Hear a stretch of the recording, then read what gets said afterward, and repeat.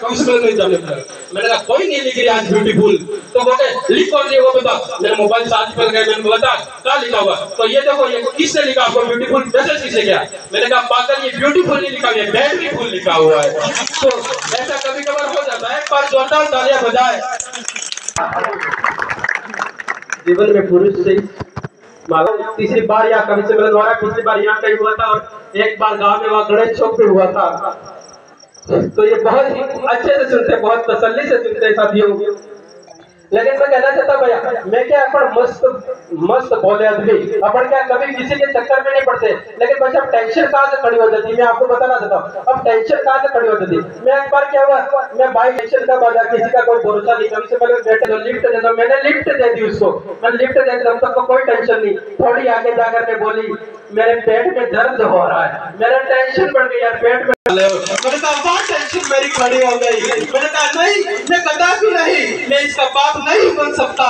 इतने में वो लड़की जस्ट बाहर आकर के बोली नहीं यही बनने वाला है, यही बाप है। मेरी और टेंशन बढ़ गई भाई साहब। मैंने कहा ये तो गजब हो गई मेरी।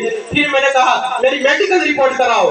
अब मेडिकल रिपोर्ट करवाने के लिए अंदर गए, मेडिकल रिपोर्ट आई और इसमें से रिपोर्ट जो आई इसमें आया कि आप कभी जिंदगी में बाप बन ही नहीं सकते हो।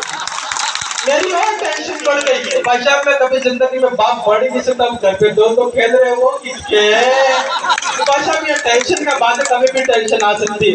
क्या कि ये बच्चे भी बड़े खतरनाक होते हैं भाई साहब। अब ये अरविंद जी पाटीदार, इनको देख लो कितने मस्त बोला आदमी, इस विश्व का सबसे बड़ा कवि, सबसे महान। अगर आपको विश्वास नहीं हो इनकी लाइन में खड़े करो और इनको भी लाइन में खड़े करो, पता चल जाएगा विश्व के सबसे बड़े कवि है कि नहीं।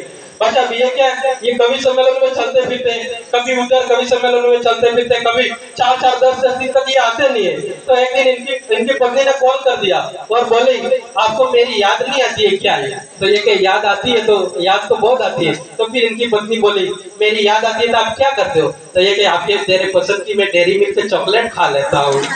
अब पलट के इन्होंने पूछ लिया तेरे को मेरी याद नहीं आती है क्या। हाँ मेरे को तेरी याद आती है, तो तू क्या करती है, ये उनकी पत्नी को इन्होंने पूछ लिया। तो उन्होंने भी पलट के जवाब दिया बस मैं भी आपके पसंद की 20 नंबर की बीड़ी पी लेती हूँ। तो ये इन्होंने इनकी पत्नी का जवाब। वैसे भी शादी हुई नए इधर माउंट आबू में घूमने लेके चले गए। अब माउंट आबू में घूमने लेके चले गए और वहां पे जाकर के फिर इनके जैसे आगे चले और वो बोले देख मैं मर गया तो तू किसके साथ रहेगी। तो ये मैं मर गया तो किसके साथ रहेंगे। तो उनकी पत्नी बोली नहीं तू ऐसी बात मत किया कर, बदतमीजी आप बात मत किया करो। नहीं बता तो सही। तो उनकी भाभी जी साथ रहूंगी। अब पलट के जैसे अच्छा पलट के इनको पूछ लिया अगर मैं मर गई तो आप किसके साथ रहोगे। तो ये अरविंद जी बोले मेरी भी इच्छा तेरी छोटी बहन के साथ रहने का। कभी कभार पैसा वैसा हो जाता है। ये बच्चे भी बड़े खतरनाक होते। मैं स्कूल में पढ़ाता हूँ भाई साहब, मैं स्कूल में पढ़ाता हूँ तो वहाँ पे एक बच्चा, मैं क्या बड़ी स्ट्रिक्ट टीचर है तो हमेशा क्या टेस्ट ले रहा था बच्चों का।